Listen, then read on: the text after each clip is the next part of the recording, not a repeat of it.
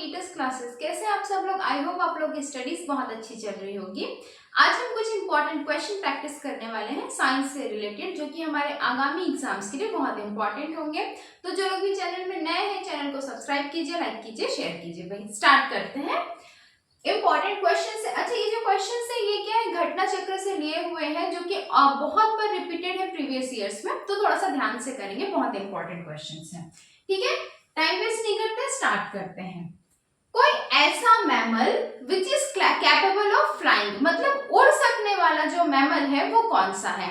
देखो, मैमल क्या है? एक डिवीजन होता है, आपको सबको पता है। ठीक है, हम इंसान भी मैमल से, जिनके अंदर मैमरी ग्लैंड्स होते हैं उन्हीं को हम मैमल्स बोलते हैं। ठीक है, स्तनधारी हम हिंदी में बोलते हैं, उन्हीं को हम क्या बोलते हैं? जिनमें फीमेल जो होती है, फीमेल्स में मैमरी ग्लैंड्स होते हैं, उन्हीं को मैमल्स बोलते हैं।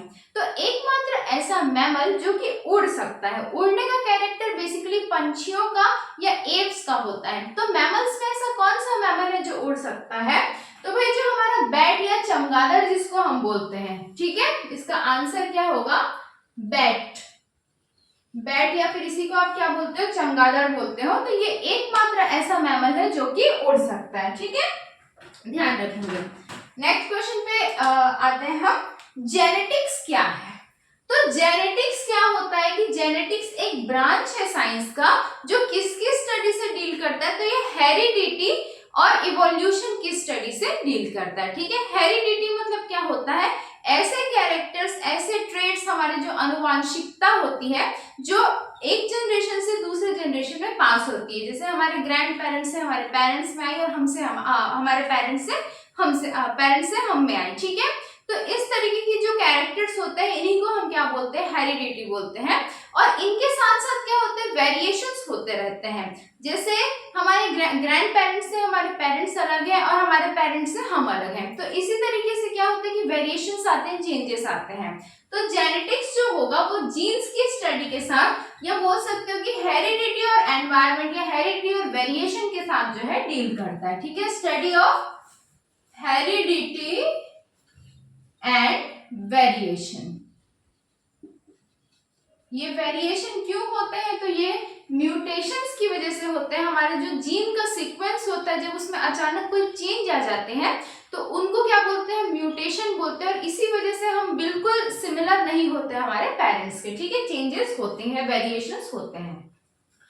थर्ड क्वेश्चन पे आते हैं, वर्मीकल्चर क्या है? वर्मीकल्चर क्या है? तो वर्मीकल्चर क्या है? बेसिकली एक वर्म की, एक कीड़े की का कल्चर करना है, एक कीड़े को ग्रो करवाना है। तो ये कौन सा कीड़ा होता है? तो केंचुआ, जिसको फार्मर्स फ्रेंड, किसान का मित्र या अर्थवर्म बोलते हैं। जब हम उसको लार्ज स्केल में उसका कल्चर करवाते हैं, उसको ग्रो कराते हैं, उसका प्रोडक्शन कराते हैं, ताकि वो हमारे सॉइल को फर्टिलिटी दे सके, उर्वरकता प्रदान कर सके। ठीक है, तो उसी को हम क्या बोलते हैं? वर्मी कल्चर बोलते हैं। तो वर्मी कल्चर किसका कल्चर है? कौन से वर्म का? तो अर्थवर्म का, केंचुआ का। ठीक, ध्यान रखेंगे। फोर्थ क्वेश्चन में आते हैं हम, scientific study of insects. Insects मतलब कीड़ों की जो स्टडी होती है साइंटिफिकली, उसके ब्रांच को हम साइंस में क्या बोलते हैं? तो scientific study of insects is known as entomology. Entomology ये क्या है भाई? कीड़ों की स्टडी का विज्ञान है, साइंटिफिक स्टडी ऑफ इंसेक्ट्स है। ठीक है, नेक्स्ट क्वेश्चन में आते हैं। जो वर्मिलियन होता है, वर्मिलियन मतलब जिसको हिंदी में आप सिंदूर बोलते हो, तो वर्मिलियन केमिकली किस टाइप की चीज है? तो ये जो वर्मिलियन या सिंदूर है, ये केमिकल, इसका नाम होता है मर्क्यूरी। ठीक है, 2 सल्फाइड। ये क्या है? केमिकल नेम है वर्मिलियन या सिंदूर का। ठीक, ध्यान रखेंगे। नेक्स्ट क्वेश्चन में हम आते हैं, the branch of study dealing with old age और एजिंग। सिंपल सेंस में बुढ़ापे की जो स्टडी है, उस विज्ञान को, उस साइंस को हम क्या बोलते हैं? तो इस साइंस को बोला जाता है जेरोंटोलॉजी।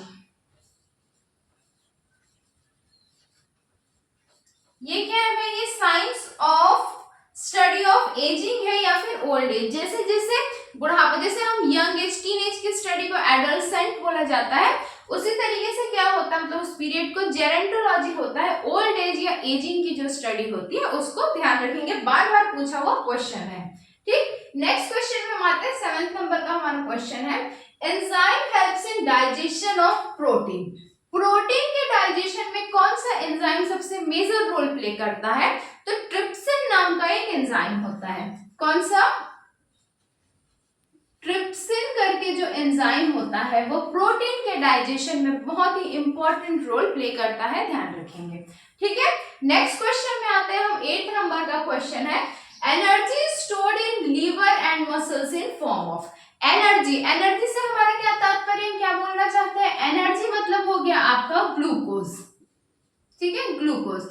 तो ग्लूकोज जो है, जो हमको खाने से एनर्जी मिलती है, ग्लूकोज मिलता है, जितना हम काम करते हैं उतनी एनर्जी तो फिर कन्वर्ट हो जाती है वर्क के फॉर्म में, लेकिन जो बची खुची एनर्जी, बचा खुचा जो हमारी बॉडी में ग्लूकोज होता है वो हमारे शरीर में किस फॉर्म में स्टोर होता है? तो ये हमारे लीवर में और मसल्स में स्टोर होता है जो ग्लूकोज होता है वो, और किस फॉर्म में होता है? तो ग्लाइकोजन, ग्लाइकोजन के नाम से ये जो ग्लूकोज या एनर्जी है ये हमारे शरीर में स्टोर होती है, जिसमें इंसुलिन नाम के हार्मोन का बहुत ही इंपॉर्टेंट रोल होता है। ठीक है, अच्छा, यदि इंसुलिन प्रॉपर काम नहीं कर पाए, ग्लूकोज को ग्लाइकोजन में नहीं रख पाए, तो हमारे ब्लड में ग्लूकोज का लेवल बढ़ता जाएगा और इसी को हम शुगर के नाम से जानते हैं। ठीक है, डायबिटीज के नाम से जानते हैं।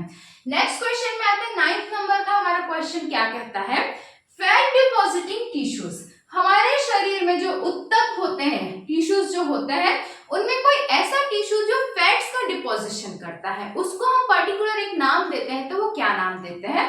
तो भाई ऐसे टिश्यूज जिनमें फैट का डिपोजिशन होता है उसको हम एडिपोज टिश्यू बोलते हैं। क्या बोलते हैं? Adipose, adipose tissue.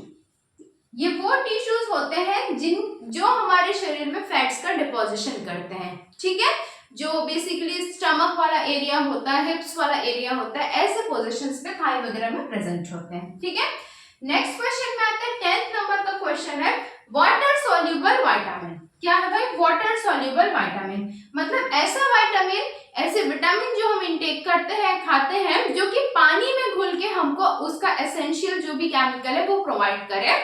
तो विटामिन सी है, जिसको आप एस्कॉर्बिक एसिड बोलते हो, ये मैंने एसिड वाले जो मैंने वीडियो बनाया है उसमें अच्छे से बताया है, वो एक बार देख लीजिएगा, उसमें सारे एसिड्स बहुत अच्छे से डिटेल किए हुए हैं।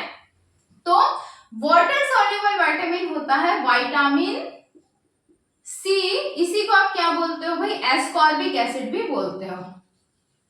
एस्कॉर्बिक एसिड सिट्रस फ्रूट्स में प्रेजेंट होते हैं। ठीक है, विटामिन सी जो है, तो विटामिन सी ऐसा विटामिन है जो कि क्या होता है? वाटर सोल्यूबल होता है।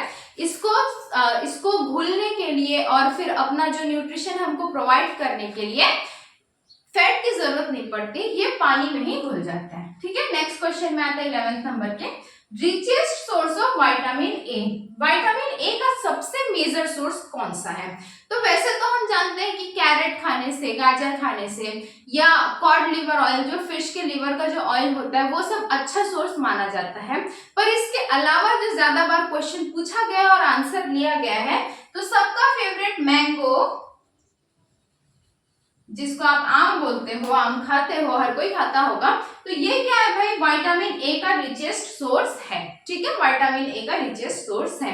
विटामिन ए को ही हम रेटिनॉल के नाम से जानते हैं, जो कि हमारी आंखों के लिए बहुत ही इंपॉर्टेंट विटामिन होता है। ठीक है, 12th नंबर के क्वेश्चन में आते हैं, कैशिन क्या है? कैशिन क्या है? तो कैशिन एक प्रकार का प्रोटीन है। कैसा प्रोटीन है, किसमें पाया जाता है? तो भाई ये एक प्रोटीन कंपोनेंट है जो कि मिल्क या दूध में पाया जाता है। तो इसको हम क्या बोलेंगे? कैशिन क्या है? तो ये एक मिल्क प्रोटीन है। इसी की वजह से जो दूध का कलर है वो सफेद हमको दिखाई देता है। ठीक है, 13 नंबर के क्वेश्चन में आता है, site of gaseous exchange in lungs.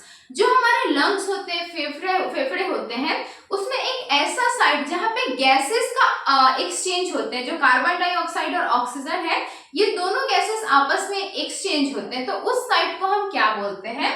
तो इस साइट को बोला जाता है एल्वियोलाई।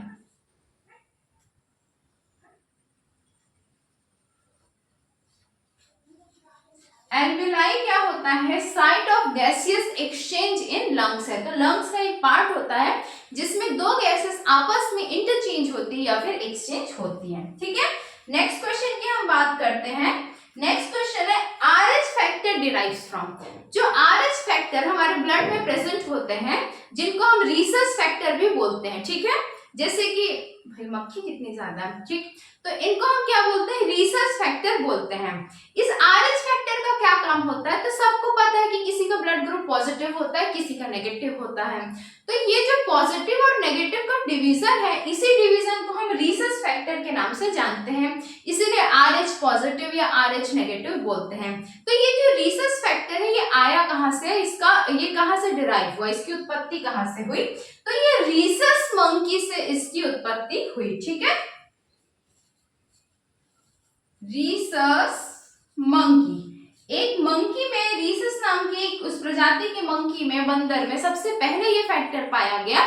फिर देखा गया कि ये ह्यूमन से बिल्कुल कॉमन है और ह्यूमंस में, इंसानों में भी RH फैक्टर पाया जाता है। पॉजिटिव जो होते हैं वो लोग RH पॉजिटिव होते हैं, उनमें वो फैक्टर प्रेजेंट होता है, जबकि जिनका ब्लड ग्रुप नेगेटिव होता है उनमें RH फैक्टर प्रेजेंट नहीं होता है, ध्यान रखेंगे। ठीक है, नेक्स्ट क्वेश्चन की बात करते हैं, अभी का last question, role of haemoglobin, कि हीमोग्लोबिन हमारे शरीर में क्या रोल करता है।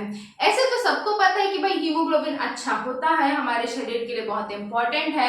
आयरन खाने से हमको हीमोग्लोबिन ज्यादा मिलता है। ठीक है, इसलिए बोलते हैं जिनका हीमोग्लोबिन कम है उनको आयरन लेनी चाहिए, पालक भाजी वगैरह लेनी चाहिए। ठीक है, तो इस हीमोग्लोबिन का इतना इंपॉर्टेंस क्यों है हमारे शरीर में, इसका क्या काम है, तो ये जो हीमोग्लोबिन है ये बेसिकली क्या करता है, ट्रांसपोर्टेशन ऑफ ऑक्सीजन। ठीक, जो ऑक्सीजन है जो हम इनहेल करते हैं, अंदर लेते हैं, फिर उसको लंग्स में हमारे ब्लड के साथ मिलाने का, प्यूरिफिकेशन का काम होने के बाद हमारी पूरी की पूरी बॉडी पार्ट्स में सर्कुलेट करने का काम, फैलाने का काम कौन सा करता है, हीमोग्लोबिन करता है। तो इसका जो रोल क्या होगा, ट्रांसपोर्टेशन